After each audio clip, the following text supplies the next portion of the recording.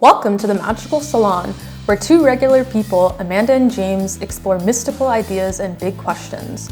From books to pop culture, if it's a doorway to something deeper, we're probably into it. We're not experts, and maybe you aren't either, but that's kind of the point. Welcome back to the Magical Salon. This week, your hosts will delve into the idea of reality TV. Is it even real? Are the hosts you're listening to right now even real people? I'm Amanda, your host and commentator.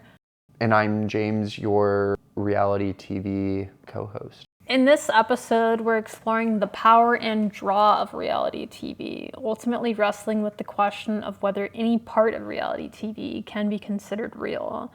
What is real? What makes something real? And what does it mean when we consume a constructed form of entertainment masquerading as authentic experience? I think we should start with, what do people like about reality TV shows? Why are they so big in pop culture? What is the draw? What is the appeal? I think ultimately within reality TV, there's kind of this perverse, voyeuristic glee that humans just get inherently from watching other people go through weird situations. Like, think of something like Fear Factor as a TV show. You would watch people do heinous things, like just disgusting things. Like, they're just degrading themselves and eating like bugs, or they're like afraid of heights and it's like you have to walk on this balance beam 500 stories in the air. Like, you're watching people live your worst nightmare, kind of, right? As a reality TV. So in some ways it's getting your heart beating, but you're like, sucks to be that person. At least that's not me. So maybe it's a form of sick, twisted glee that people get just from watching people suffer, I think is kind of an underlying thing you could argue about reality TV.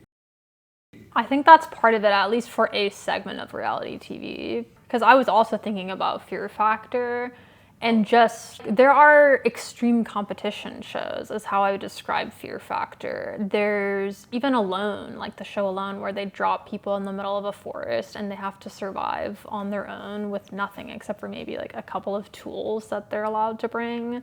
But it requires you obviously to have practiced survival skills. But even no matter how much you practice, like, things still go wrong, and like people are like actually risking their lives and stuff. But it all ties back to those extreme competition shows. I would say all tie back to like, what will people do for money and in order to survive? Like, it has this capitalistic exploitative edge to it. And in some ways, like, just think about Squid Games, which is not a reality show, but it's kind of riffing on reality shows in that it's like people, like, you have to do certain things in order to survive. What will these guinea pigs do in order to survive if we put a bunch of really desperate people in a room? But like, that's just inherently malicious, is it not? I would say it is, and that's interesting to compare. I never really thought. So for just some background, Squid Games is I believe it's Korean TV show that was on Netflix. And yeah, basically they just offer these people a bunch of money to participate in some show, and then it ends up becoming deadly, right? Which, that's not really a new phenomenon. Like, I believe Arnold Schwarzenegger was in this movie called Running Man, which it's the exact same idea. Like, you watch this TV show where people compete against each other, the viewers believe it to be false. Like, they think it's CGI and stuff, but the people in the show are actually being killed, right? So it's kind of the opposite scenario where it's like, oh, I'm assuming that it's not real, but then they're actually fighting for their lives on screen, and they're like, I thought this was a game, it's not a game.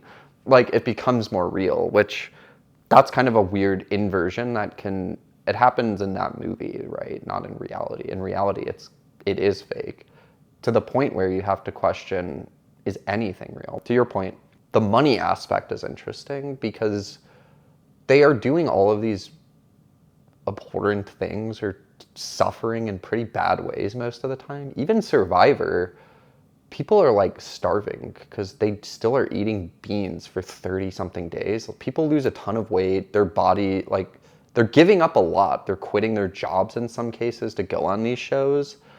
And not to say that they're not winning a lot of money, but only one person is winning the money, and it's never enough money for what the people are actually dealing with most of the time. Even from like a psychological, like Fear Factor, I think they might have got 50 grand. So it'd be like, I literally just ate a scorpion, or I had to drink cow piss, and I get 50 grand for that. And it's just, I don't know, it's just kind of perverse to me when you start to think how little money it takes for people to just kind of sacrifice a lot of their values, or just, and I'm not saying that to fault the people.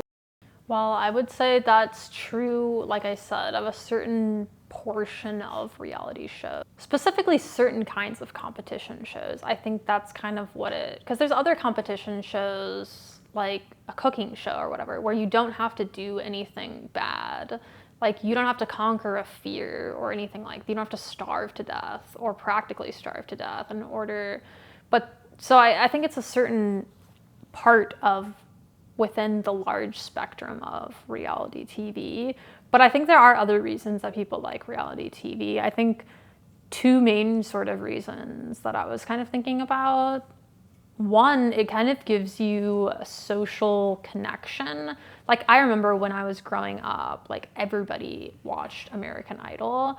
And so you watch that, like, whenever the heck it came on. And then, like, the next day at school, everyone was talking about that episode. Or, you know, you would see news articles like, oh, here's, like, the recap of, because there was less things, like, there weren't all these streaming platforms like we have today where everybody's just watching their own shows independently. Everyone is watching cable TV or nothing, right? So it would allow you also to just have more fodder for everyday conversations with, like, people at work. Like, oh, here's some water cooler conversation. So, I mean, I was kind of thinking about it, like, in terms of escapism.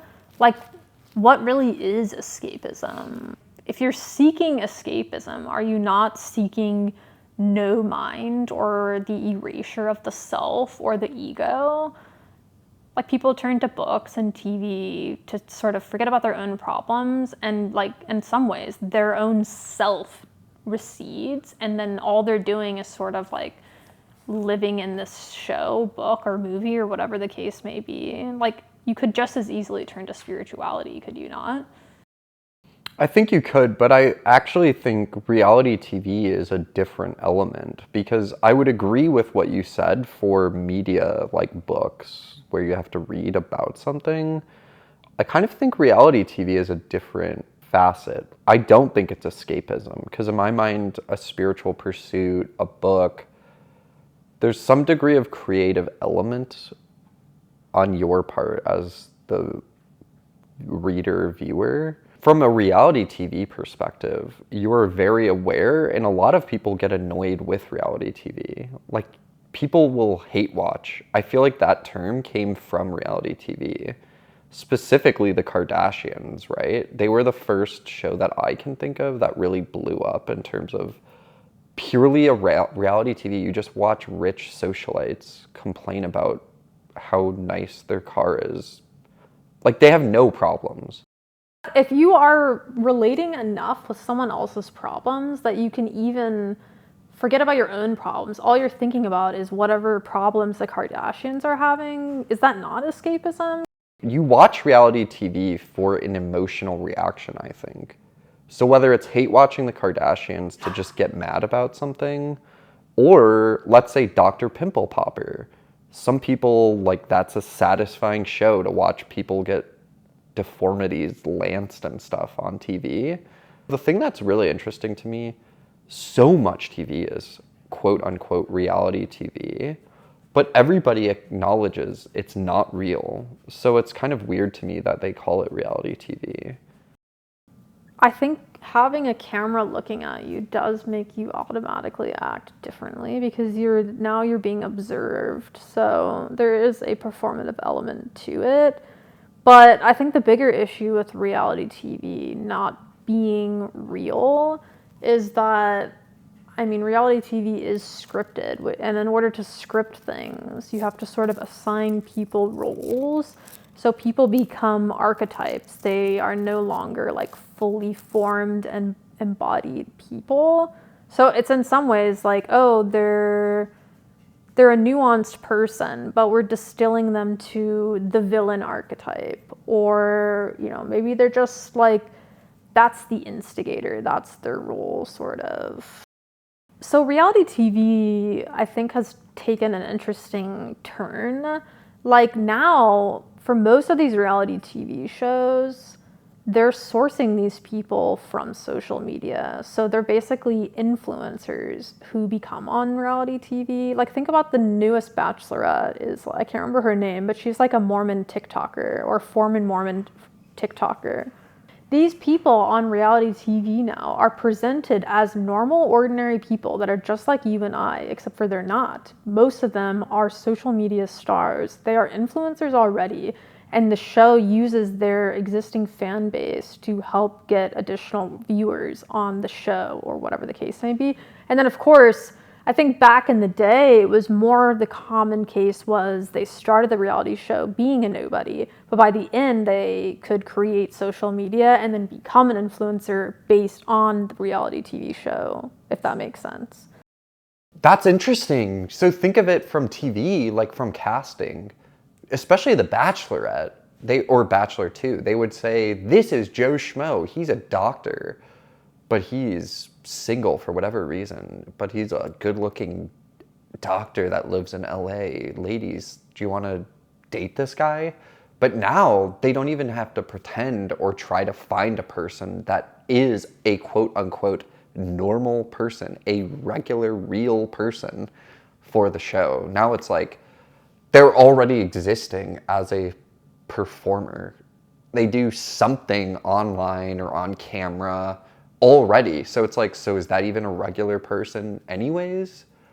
That's a weird question. Can you find a real person for a reality TV show at this point in time? It almost seems impossible. I mean, you can if you find an actual real person, not like an influencer. But I guess, what is a real person? Like the line is blurred at this point. I mean, I'm being a little bit facetious. They're obviously real people. I'm just saying I guess when I say they're not real people, I'm saying that they're in some ways not relatable, right? Like once you get to a certain level of, there's something just specific about like celebrities, and then of course now influencers are gaining celebrity level status, or at least they're able to. So that's kind of, it's not that they're not real, they're just living an existence so different than mine that it's pretty, I just can't relate to it, I guess, at a certain level. And that kind of reminds me, or it's just an interesting connection to, like, I used to really watch YouTube a lot when I was in high school specifically. And I got really into YouTubers in the days when nobody really knew YouTubers, or people did, but it was, you couldn't walk down the street necessarily and be like, have you heard of this person? They'd probably be like, no. But there were like these niche communities online that I was finding and becoming a part of and stuff. The interesting thing with these YouTubers in specific is that they felt not quite like a friend, but they were like more accessible, more relatable than a traditional celebrity. And I think that's kind of how these influencers have gotten their start. But now the influencers are able to skyrocket so fast to basically typical levels of fame and fortune that they're kind of losing some of that relatability edge. I've literally seen TikToks being like, oh, like, well, I just can't follow this person anymore because like now they're rich and famous. They're living like in this mansion in LA, and like it's just like what I first related to in terms of their content is deleted from their whole personality. You mentioned though the relatability aspect as being a reason for watching some people on YouTube or early days of YouTube. Because yeah, like vlogging was a big thing, specifically of this is a day in my life, but they would do it every day. Like Casey Neistat got really big, and it was just some guy living in New York that was some degree of film or something, and he would edit every single day. It's hard to even explain to people because it's like I literally watched this guy edit the video that I'm watching. A lot of people enjoy watching a YouTuber live even their boring day-to-day life, like, oh, I'm going shopping for these items and now I'm going to do like a little home haul. People enjoy that because I think it helps people not feel as alone. There's, like I said, there is like a weird friend dynamic, which is interesting just in terms of greater internet culture. Like, of course, you have these stories about people falling in love with AI and stuff, but there's just like a lot to sort of think about from a psychological perspective. So I understand completely why people are so into it. But yeah, on the face of it, it doesn't make a lot of sense because it's like, instead of watching that, why don't you just go do that yourself? But it's a different experience. It's not the same thing. There's a lot of videos on YouTube and TikTok or just reels where it's like, watch me clean this yard up. And it's basically a 30-second time lapse of somebody doing an incredible job. Like, it took an entire day, but they spliced it into 30 seconds. So you watch them run around the screen in like 4x speed, and they're like trimming all these hedges, they're digging all this stuff up, and then it's like something that looked horrible, they do a very good before and after. And it's like, I could clean my yard, but that requires actual work. But I can watch a video and get just as much satisfaction from seeing the project go from start to finish with zero investment from or exertion of effort, which that's kind of the thing that is interesting to me about reality TV is you're almost saying that people are in some ways living vicariously through people. Because I'm saying, why would I watch the Kardashians? I have nothing in common with them. They're complaining about things that nobody should be complaining about. They're rich as hell. Whatever they're complaining about is not a real problem. But that's not really fair because, I mean, just because you're rich and famous doesn't mean you no longer have any problems. There are basic human problems everybody has, relationships, that type of thing. That is always a relatable thing. And I think living vicariously is a better way of putting it. I mean, just think about it. Most people will never really know what it's like to live like a Kardashian. Not to be them, but just to live a life of that much glamour and magnitude. Yeah, like, oh, I get to be on their private jet. It's like, I'll never have a private jet. So it all goes back to capitalism too. Because if these things were easier to get, then you would no longer really feel that you needed to live vicariously through people. And it's like, why do we even feel like we need these things to begin with? But that's sort of a different thing. Going back to the earlier conversation about money as the incentive for specifically competition shows, it just seems kind of like you're fighting for the scraps, right? Like, you are. And that's why when you mentioned, you are, and that's where when you mentioned Squid Game specifically, that was interesting because, yeah, it is kind of making fun of it. It's like, what will these people do? They need it though, right? So it's not like, it's not, They do. It's not greed. See, that's the difference, right? It's not greed that is instigating people going on these shows. A lot of, like, especially something like that where it's like, it's like pure necessity. It's survival. So this is interesting then, thinking of making people dance for scraps. I kind of think that is the impression that I get from Mr. Beast. But it just always rubbed me kind of the wrong way because it was like, the last person to live in this box will get $1 million. And then it's just like making random people. Again, is it actually real or not? Who knows, right? Again, it's kind of blurring the line reality TV. But either way, it's like the last person to take their hands off this Lamborghini gets it. Or sometimes, you know? Yeah, I mean, it is exactly that. It's the same dynamic. It just feels dirty.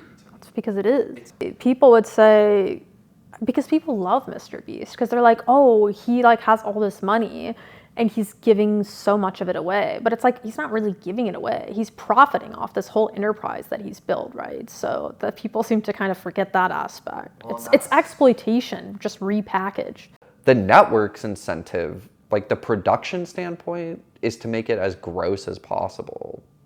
Reality TV in general rewards bad behavior because it's better content. There's always these instigators and villains in reality TV, and people, like, I'm pretty sure people on America's Next Top Model came out and said like, oh, like we were punished in some way if we were like too quiet, and we were rewarded if we were loud and creating conflict, essentially.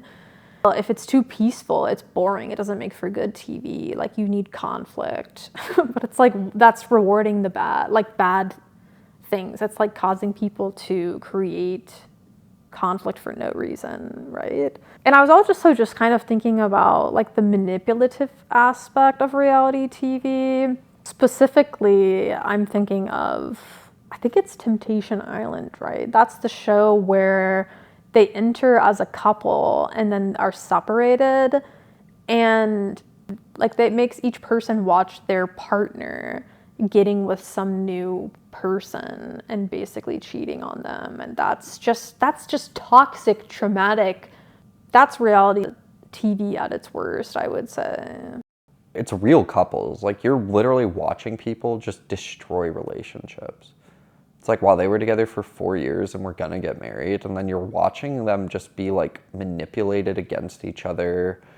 They'll do like competitions where it's like, we're gonna have all these half-naked women like crawl over the guy, and it's like, he's not even comfortable with it, but then we're gonna take that clip, which was part of a show requirement, and we'll show that to your partner.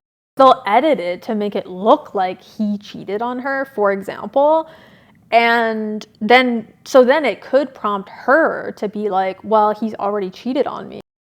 Again, it just seems kind of perverse. But I guess the point specifically is, even if the events are real, let's say, because some people do cheat on the show. Like, it's not, sometimes they make their own bed and then they have to lie in it ultimately, which that's fair, right? Even if the events and people are real, like the relationships are real and their love is real, the content is always edited and framed to elicit certain thoughts or emotions. There's always an angle, which I think you too often forget, and that's just kind of part of being human. I mean, just internet culture in general, like the internet rewards extremity, essentially, like in all regards, whether it's someone saying something extreme, of course, like, you know, like an assassination going viral on like TikTok and Twitter and all the rest. Like, that's, the internet just feeds on that and it rewards it, because if you were to upload something like that, it would get a ton of reactions and just views and eyes on it, when, you know, it shouldn't be. So it's like, why is the algorithm feeding that to people? Is it because that's what people want, or are they just forced to want it? You're kind of asking, is it the supply or the demand? Like, are the people demanding more and more perverse, disturbing content? Or are they just supplying it and we're so lazy at this point that we'll just consume anything that's put in front of us? I think that a non-extreme competition show, so not like Alone, I'm talking more like a cooking show, a cooking competition show, or Skin Wars, or what's the tattoo show that we like? Ink Master, like something like that, I think is reality TV at its best, or at the best version it can possibly get. And I think that because the main story is a competition, which alleviates some of the pressure of finding and or creating a conflict out of nothing, right? But of course they still do that, but there's less of that, I think, because you have the competition and you inherently want to root for people to win. And I think it creates a more positive thing. I mean, so maybe Ink Master is not the best example of that, because they definitely pick people that they know will instigate fights with one another.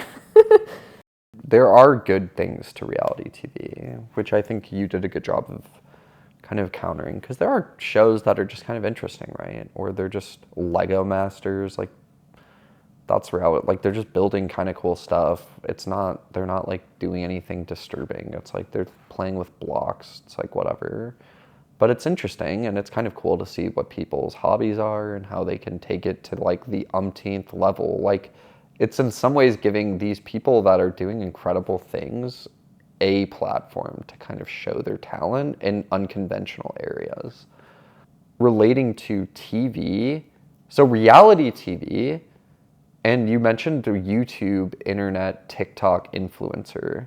So think of kind of internet versus TV now. I'm kind of considering them as two mediums. Reality TV it's a one-way line, right? Whereas YouTube, which is, you could watch a reality TV equivalent of day in my life video on YouTube, you have a direct line to communicate to the person. You can comment on the video that Joe Smith posted, and Joe Smith is the guy that runs the channel. So he then sees your comment, but if you watch Real World or something, you cannot talk to the actors or participants, depending on how real or not you consider it to be, or The Bachelor. You can't communicate them. You can't communicate with them in the moment the way that you can with the internet. And I think that's weird. Or like even streamers, internet streaming, live streaming versus TV. Like they're literally holding their phone, watching the comments in real time come up as they're doing a task, versus reality TV, they're just filming and you're listening in or you're watching, but you can't participate. Is one better or worse? Is it better to be a live streamer than a reality TV person? I mean, yeah, in terms of whether it's good to have a direct line to the person, I mean, it doesn't seem like that's a good thing in my mind. I feel like that's kind of toxic. Like, it would be kind of akin to if I'm just walking down the street and everybody just speaks aloud the worst possible things that they think about me, about my appearance, or what I just said, or the way I'm walking, or whatever else. And yeah, some of the comments might be nice, but I guess just like, is it a good thing for people to say whatever they're thinking about anything at all points in time? And because there's this idea that it's anonymous, even though that's not really true, people do say things online that are way worse, I would say, than in real life, because there's this illusion of anonymity. I think reality TV is the illusion of authenticity. It's fake, but it's presented as real. They try to convince you it's real, which seems kind of wrong. They're lying to you at all times. It's kind of like wrestling, right? Which is hilarious to me. I think there was actually a lawsuit, and they ultimately said that, so like back in the day, if you remember old cable, like when I was growing up, like Comcast, it would color code the TV guide. So like sports games would be green, let's say, like, right? And then like TV would be blue or something. There was some degree of delineation. Well, WWE got sued. They were trying to call it sports, and then it was like, you can't call this sports. This is going to be blue. It's entertainment. That's an interesting connection. I hadn't thought about that. To be fair, I never watched it. But wrestling was really big in my high school. My high school is really well known for their wrestling team on a national level. And I had never seen any like professional wrestling in my life. So I didn't know what it looked like visually. And so I just thought it was a real thing. I just thought it was college, or like after college wrestling, basically. Yeah. So to your point, I guess it was somewhat effective what they've done. But doesn't it just feel kind of fraudulent though? I guess it's like a Halloween costume. Like it might look real from far away, but up close it looks pretty fake. There's a really famous quote of some guy crying. He's like an adult. I think it was about this, and he's like, "It's real to me, damn it." About wrestling being fake. But wrestling is just so campy. Like it's hard to describe, and any wrestling I've ever seen seems so campy that there's no way, if I had seen it, that would think that it was real. Yeah. Reality TV is not real. And that is just kind of a weird quirk to me, just to think about on its face. Okay, yeah. So real is a shortened form of reality. So reality TV, in other words, you could think of it as being called real TV, which implies that all other TV is fake. But reality TV is not even real. But there's such a thing as documentaries, though, which is not the same as reality TV, but that would be real TV. But it's still shaped to fit a narrative purpose. Live TV happening right now, allegedly. I think historically live TV would be the closest that you can get to reality because you cannot alter it. So anything that you're adjusting has to be done under very specific constraints. So there is still a real element to it. Specifically, think of that guy that climbed whatever, that free solo, that documentary, again, they made something documenting him accomplishing scaling a mountain with no wires, ropes, nothing. Purely just scaling a mountain. So anything, one mess up and he literally will fall and die. But they had to actually record it live to prove he did it. Well, that's another interesting thing of TV, the recording for posterity aspect to it. Like, well, if there's no video of it, did it happen? Yeah, Pixar, it didn't happen. Like, prove it.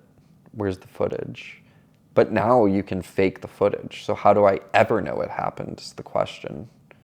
So do you have any other final thoughts? No, but I do think we should hit the weekly wisdom.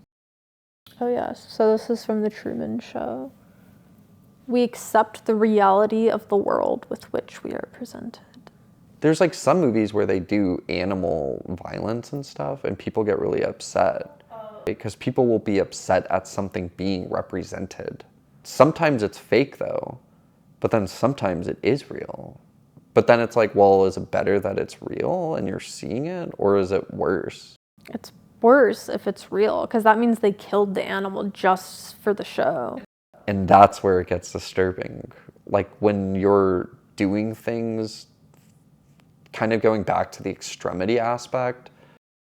Well, and I just think that in general, people do not think closely enough about this question, which we talked a lot about when I was on either undergrad or grad school, like in my classes when you would read novels, just like this idea of, well, there's torture porn, there's like glorification of things, but there's also gratuity, like the idea that something is gratuitous. Like if you're just showing something that's violent or whatever, you should be asking yourself, do I have a good enough purpose to be showing this? Because whether it's, obviously if it's real violence, no, like you shouldn't, there's not really a purpose for that. But even if it's fake violence, like it's manufactured for whatever storyline, like, is it worth it? Because it's still, people are consuming that. And that's something I think that doesn't really exist specifically in reality TV. Is this gratuitous? Is this too much? Well, and do you not also think that, I mean, this is such a minor issue because there's so few people going on these reality TV shows, but it just seems like anyone should be able to create an audition to go on a reality show. Like if it's a competition, as long as I have like some demonstrated experience and whatever, and you like my work, you should pick me to be on the show. It shouldn't be this person that's already built a brand practically or a following, because then it just seems like more of a divide of the haves and the have-nots, I guess, is where I'm just kind of going with that. Well, the people need access to reality TV. That was one thing we didn't really talk about, but I do think is an element involved in this, which is it's TV. So it's very visual heavy.